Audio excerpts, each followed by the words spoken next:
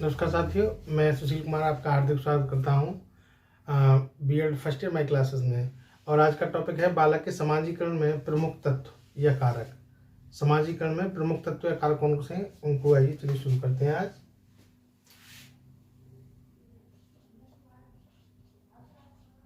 बालक के समाजीकरण में प्रमुख तत्व या कारक, ठीक है। तो यदि ये पहले तो जान लेते हैं कौन से कारक हैं। पहला है परिवार, ठीक है।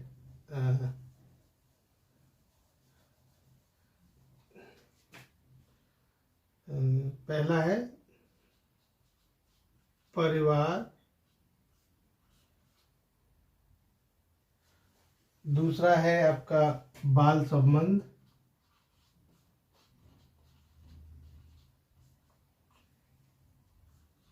तीसरा है आपका परवरिश,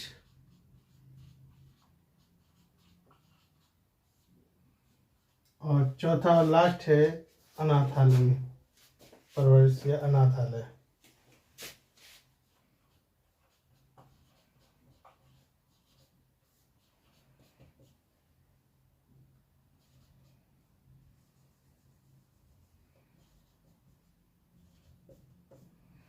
ठीक है, ये चीज है।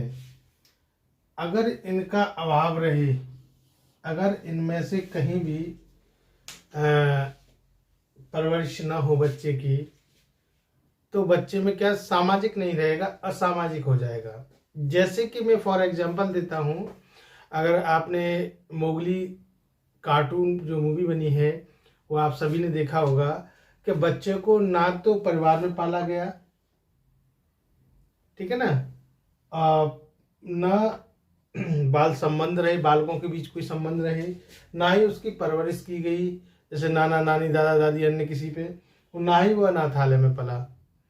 तो उसकी प्रवृत्ति वो असामाजिक हो गया, वो जंगल में जानवरों के साथ पहला, तो उसकी प्रवृत्ति जानवरों जैसी हो गई थी, ठीक है ना। तो ये इसका जीता जागता उदाहरण है।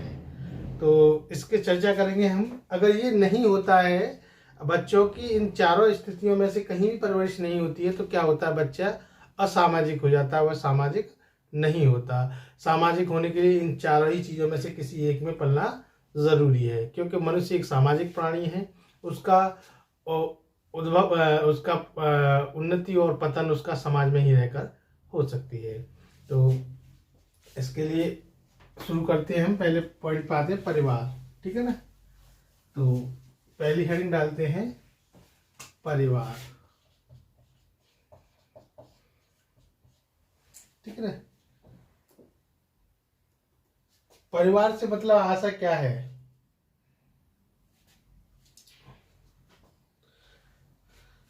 बच्चे का जन्म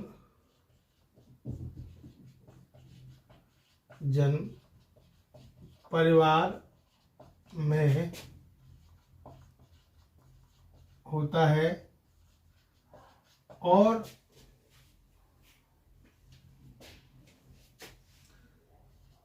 परिवार का प्रभाव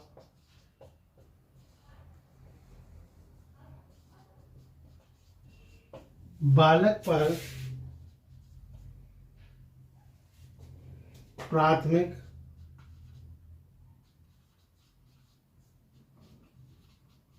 स्थायी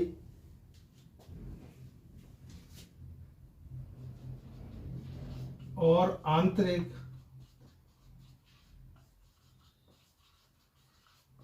होता है, ठीक है ना। कैसे? बच्चे का जन्म परिवार में होता है और परिवार का प्रभाव बालक पर प्राथमिक, स्थायी और आंतरिक होता है। बालक अपने जन्म के पश्चात ही परिवार के लोगों से प्रभावित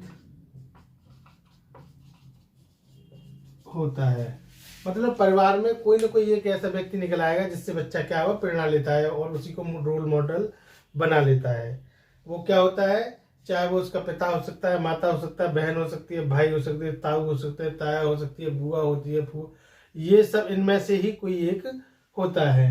तो क्या है कि बच्चे का जन्म परिवार में होता है और परिवार का का प्रभाव बालक पर प्राथमिक, स्थायी और आंतरिक होता है। बालक अपने जन्म के पश्चात ही परिवार के लोगों से प्रभावित होता है। तो प्रभावित होगा तो क्या करेगा, उनका अनुसरण करेगा और धीरे धीरे वह परिवार के लोगों का अनुसरण करने लगता है। ठीक है ना।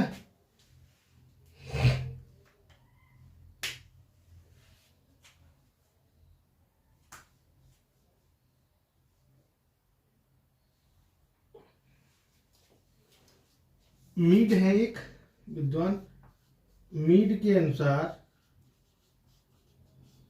मीड ने क्या कहा है, मीड कहते हैं आत्म का यही विकास, आत्म का यही विकास समाजीकरण की प्रक्रिया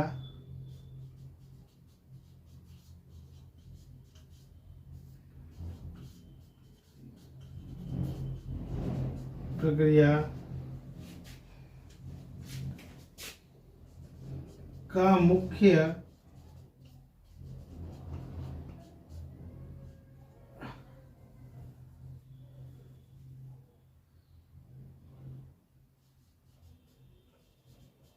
आधार है। ठीक है ना। मीड है, मीड के अनुसार कहता है कि आत्म का यही विकास समाजीकरण की प्रक्रिया का मुख्य आधार है। प्रारंभ में क्या होता है, बच्चे को जब वो अनुसरण करना होता है तो अचेत, मतलब कोई जानबूझकर नहीं, वो ऐसे ही अनुसरण करने लगता है। लेकिन धीरे धीरे जब वो समझदार होने लगता है, विकास होने लगता है उसका धीरे धीरे, तो वो उसको क्या करता है, अनुकरण करना प्रारंभ कर देता है। ठीक है ना।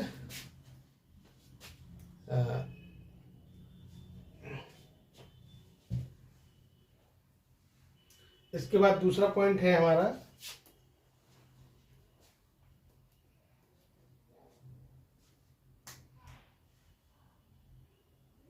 बाल संबंध।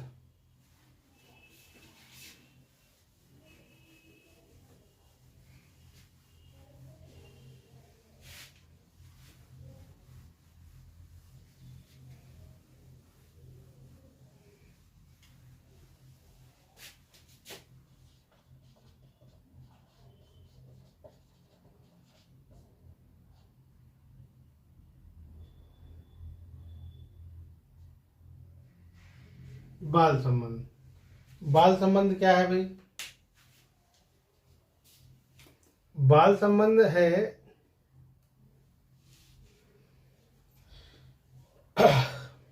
इसमें 3 चीजें आती हैं बाल संबंध के अंतर्गत। समुदाय आता है आपका, खेल कूद आता है और आय समूह आता है। कंडीशन क्या है कि विद्यालय के परिवार के साथ साथ जो है बाल संबंध कैसे हैं। तो बाल संबंध के अवाम में क्या होगा, इसमें भी 3 बाल संबंध बालक के समाजीकरण में बहुत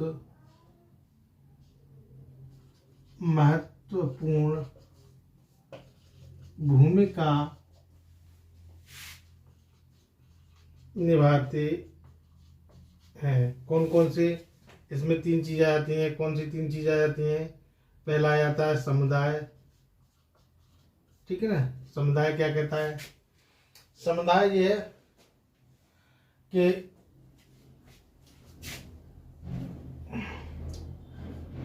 इसे दूसरी है, समुदाय क्या है कि बालक जो है स्कूल के साथ साथ, ठीक है, बालक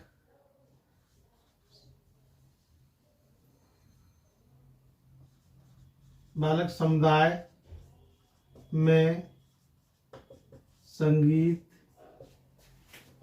साहित्य, रीति रिवाज,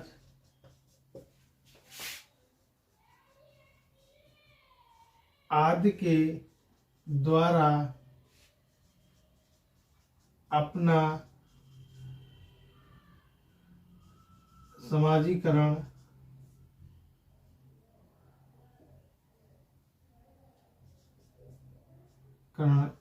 करता है।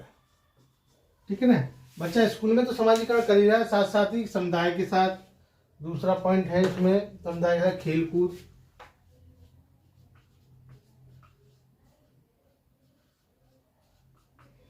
खेल कूद, ठीक है ना, खेल कूद क्या है,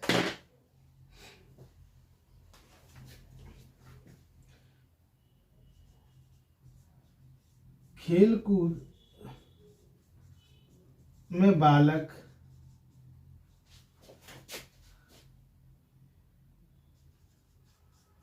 किस संप्रदाय से है, किस परिवार से है, किस धर्म से है,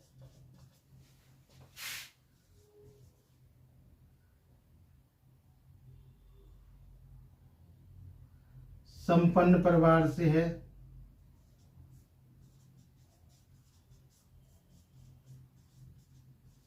या गरीब परिवार से है,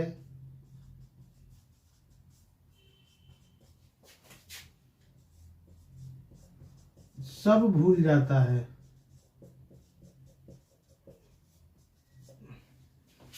और मिलजुल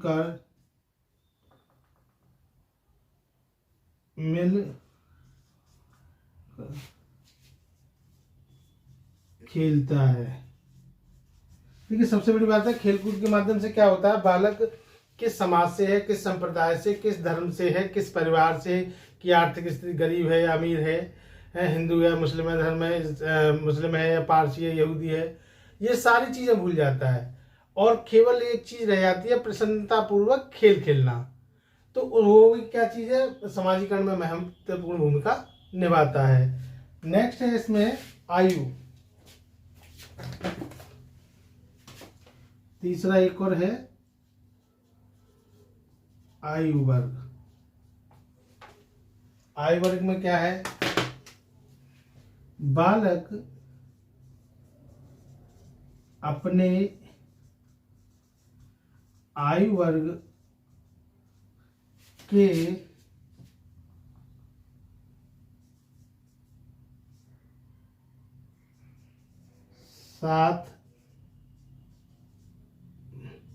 साथी बालकों में अधिक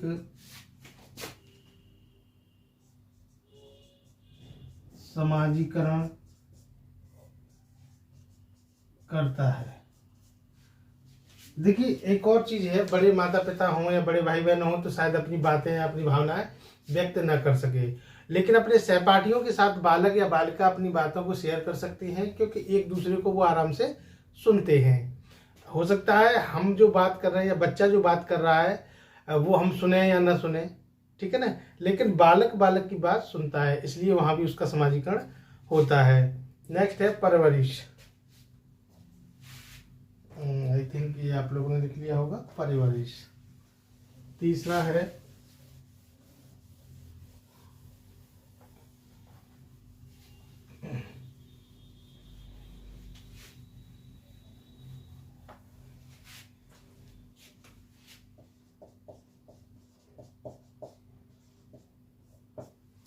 परवरिश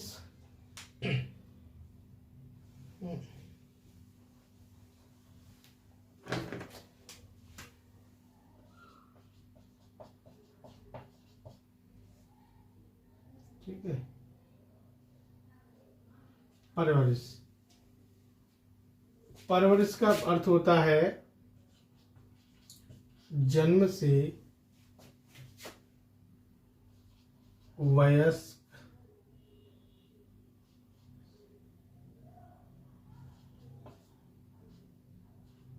होने तक का लालन पालन करना। ठीक है ना। परवरिश का मतलब है जन्म से लेके और वयस्क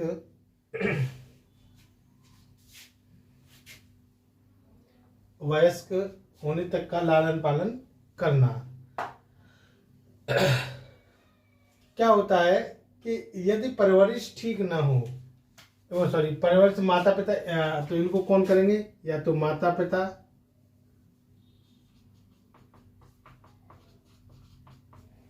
करेंगे परवरिश, ठीक है, और माता पिता नहीं है तो कौन करेगा? दादा दादी, और दादा दादी नहीं है तो चाचा चाची,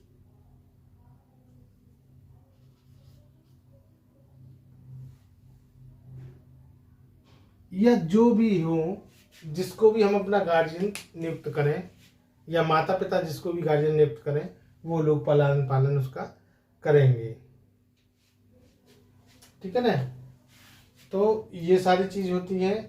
और एक और चीज है परवरिश के साथ साथ,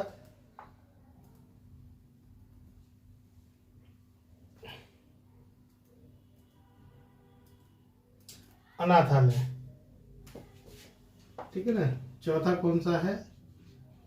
अनाथालय। मान लीजिए जिनके माता पिता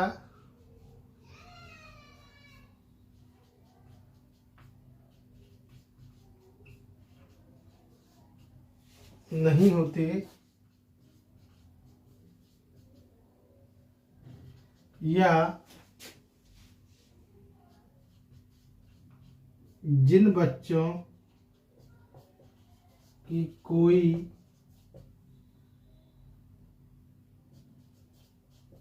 रिश्तेदार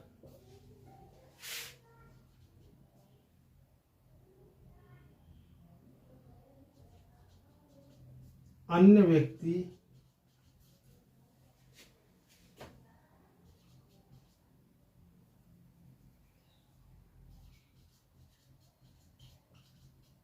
परवरिश नहीं कर सकता,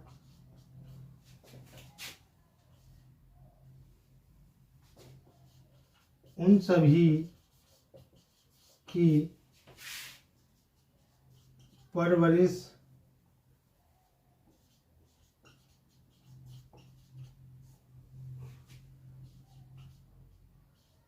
अनाथालय में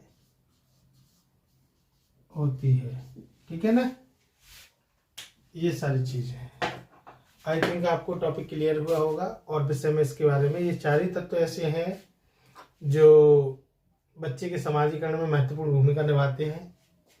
इनके भी थोड़े डीपली पढ़ाना है तो मैं नेक्स्ट वीडियो में बता दूंगा आपको। आप समझ में आया होगा आप लोगों की कि सबसे पहले परिवार आता है, फिर समुदाय है, इस तरीके से